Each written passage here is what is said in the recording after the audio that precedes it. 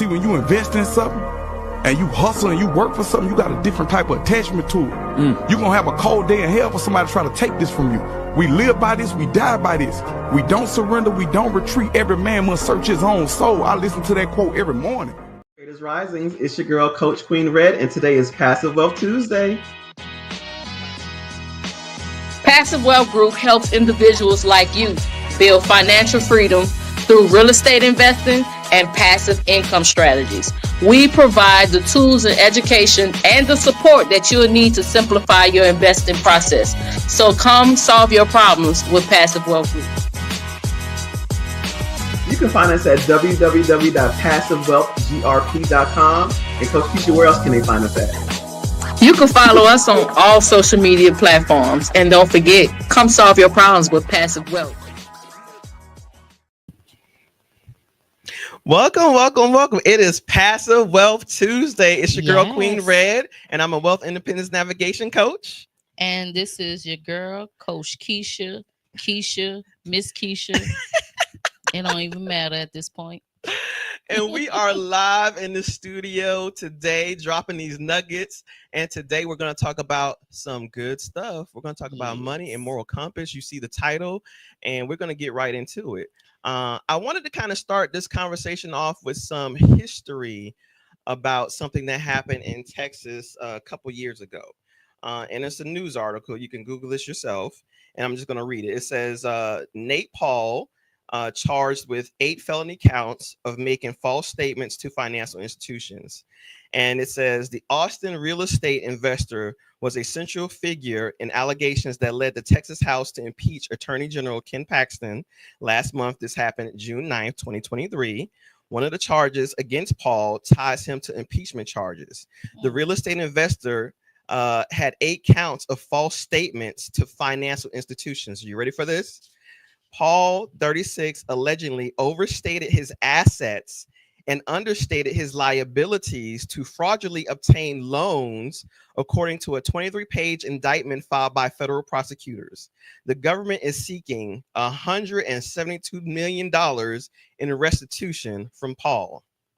How much did he get? $172 million. How much time in jail he gonna spend? Hold on. Let's see. Let's go on. It says Paxton was not mentioned in the indictment, nor was he discussed during the half-hour proceeding. Let me see. I'm trying to get to it. Look, I'm curious how long he went to jail, because y'all know them kind of crimes, they put you in jail and fed time like 2 years. This man have made over $1 million. The Texas Tribune has established the count of 7 of the indictment refers to $2.73 million loan that Amplify Credit Union extended to WC Alamo Industrial Center, owed by Paul in 2018. I don't see it as I'm going. 2.7 million? Yes. Which goes to our topic of discussion today. Mercy. Money and moral compass. And we talk about this a lot here at Passive Wealth Group. And we talk about relationships. We talk about doing business right. We talk about passive wealth. Right. And this is so pivotal now in this day and age, in these current times in society, right?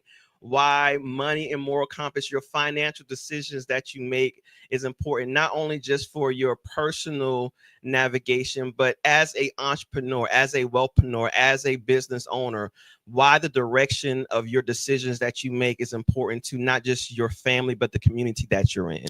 Yes, for sure. You gotta have some type of integrity, people. I like how you said it like that. Like it's important. You just gotta have it. There's no ifs, ands, buts about it. Not having integrity will, bring you kind of far to some degree, but it don't end well. It really don't. You may start off thinking that you're coming out on top, but it really does not end well when you lack integrity, because it's going to catch up with you. And this is why I love how we do business here at Passive Wealth Group. And if you have not known, we have a sale going on right now. Yes. At Problem Solve University. It's currently $197. You can get locked into that masterclass we got going on. It's right there on your screen. When you get a chance, click on that link, go to it.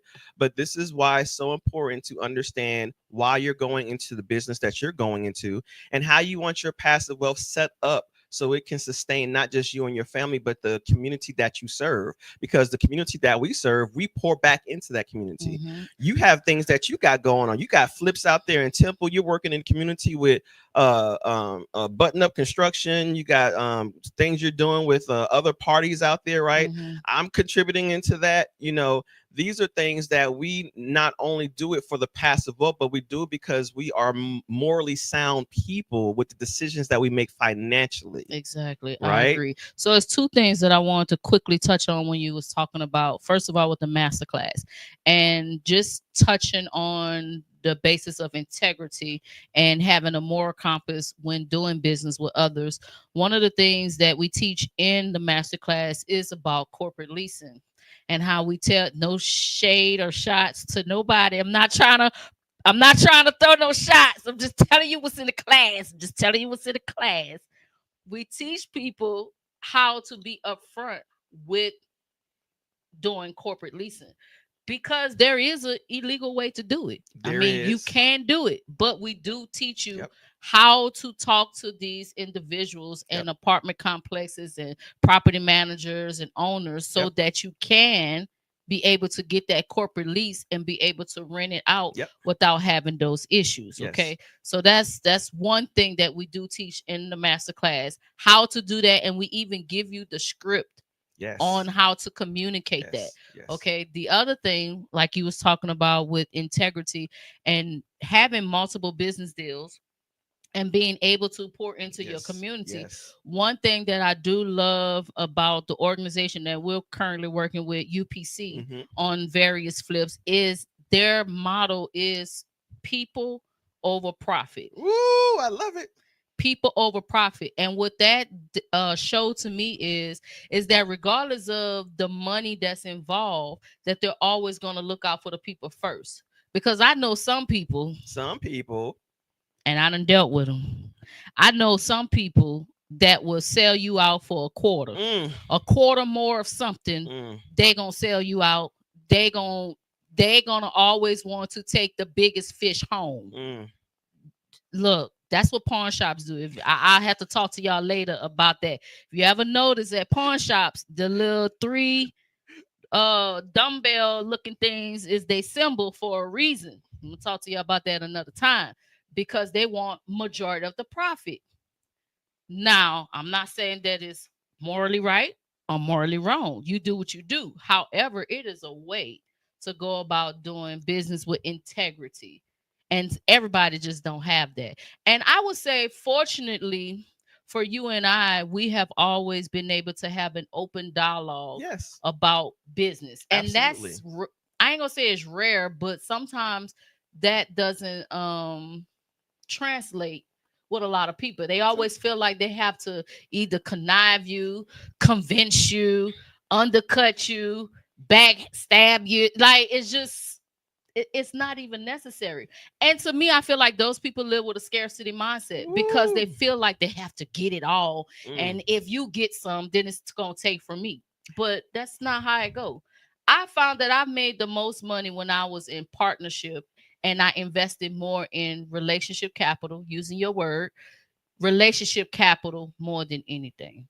And it seems like the weight is so much lighter. It is definitely lighter. But we can see historically, we can see celebrity wise, we can see in our communities, we can see the people who perceive to have lots of wealth, right?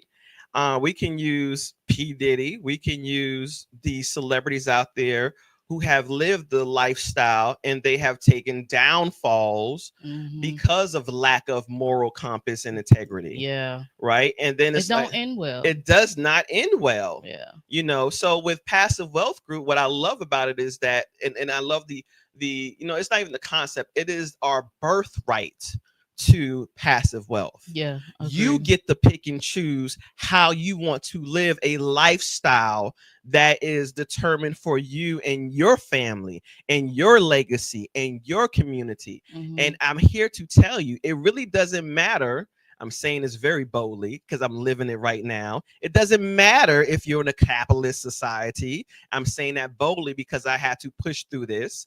It doesn't matter what's going on because we are the change agents of the things that happen in our life. Agreed. Right? Look at where you've come from. Look at where I've come from. We are testimonies of moral compass and integrity. Yep.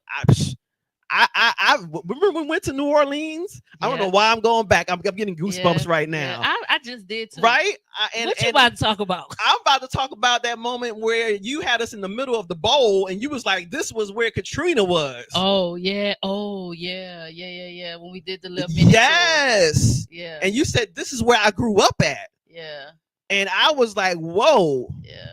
And look where we're sitting at right now. Passive wealth. Yeah, we took a little mini tour around my old neighborhood. Yes. Yeah. And even in that, I would have to attribute a lot of my business dealings from that neighborhood. Woo! Come on. Because even I was thinking about, and I know we're gonna be cutting into our time real quick, but just because you bring that up, I thought about how business ran in this neighborhood.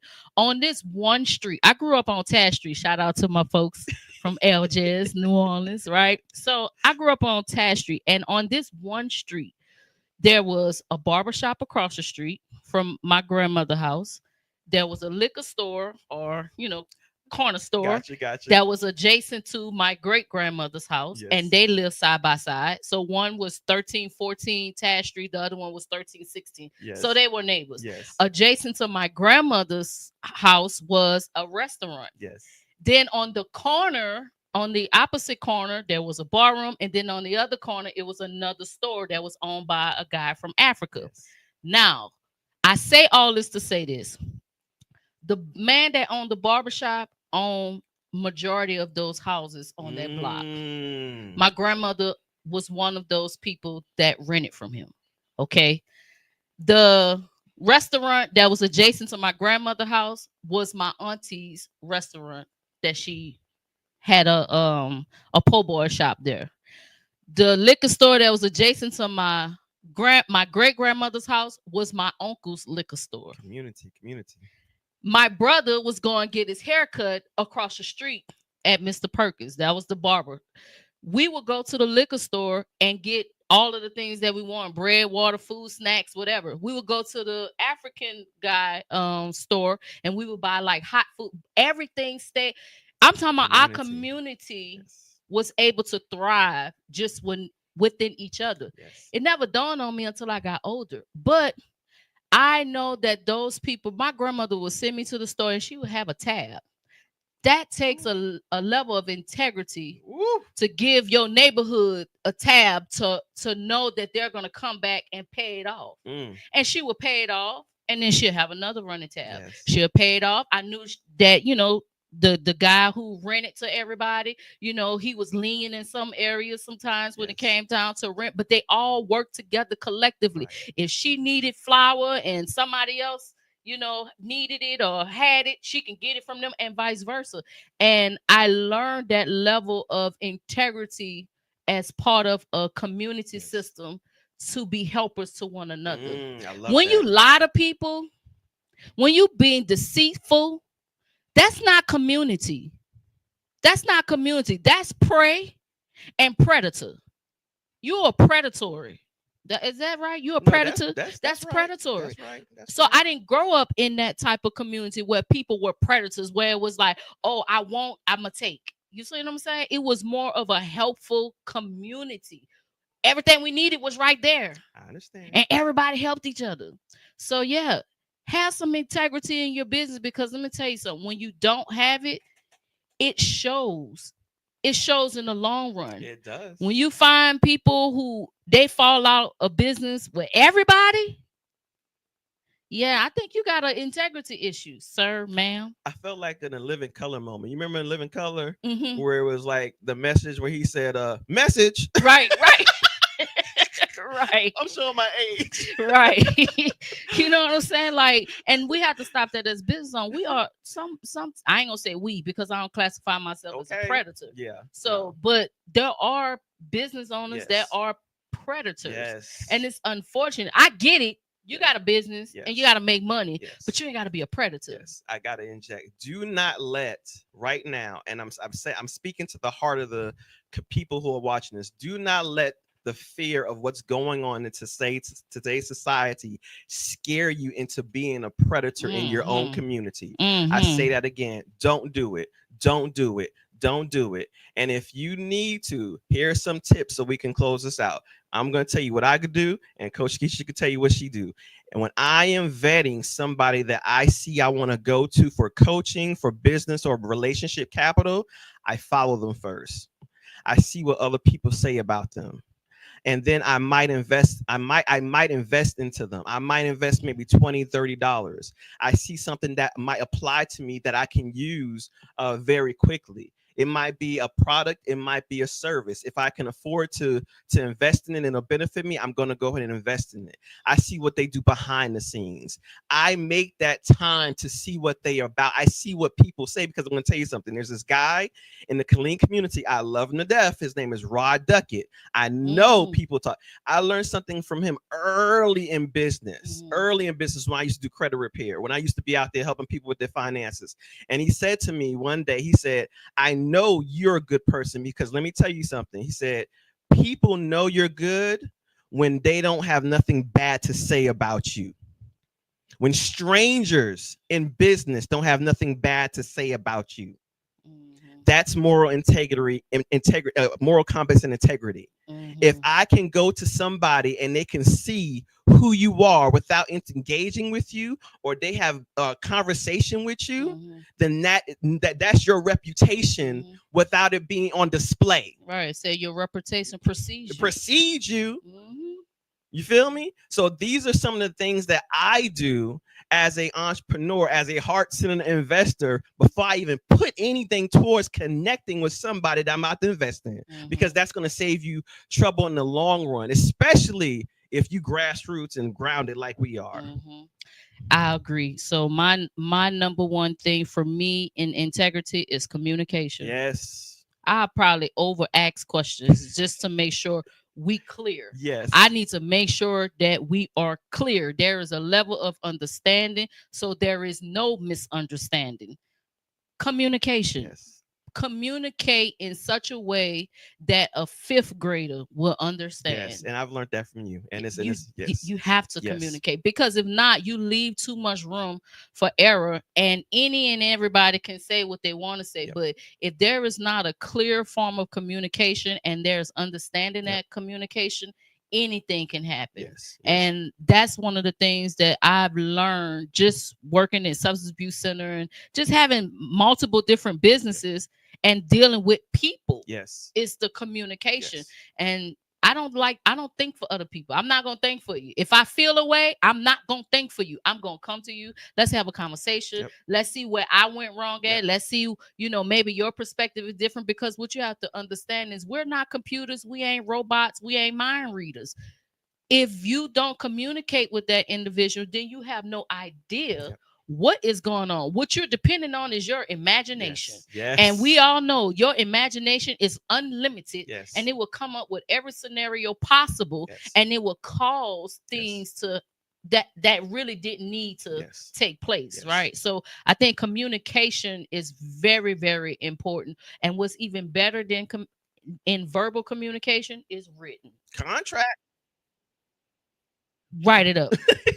Write it up. I don't care who. It could be your best friend, your cousin, your mama. Write up a contract, because when you don't have that communication in place, so many things can happen and so many things can go wrong. And I've seen it, I've witnessed it, and I've experienced it. Same here. When you don't have that. So I learned early on, communicate. Yes. And this is, once again, the things that we teach at Problem Solve University. It's on sale right now, $197. And we hope that this Passive Wealth Tuesday nuggets have been beneficial for you. And once again, I'm your girl, Queen Red, Wealth Independence Navigation Coach. And I'm Coach Keisha. And you can follow us on all the platforms that you see on your screen.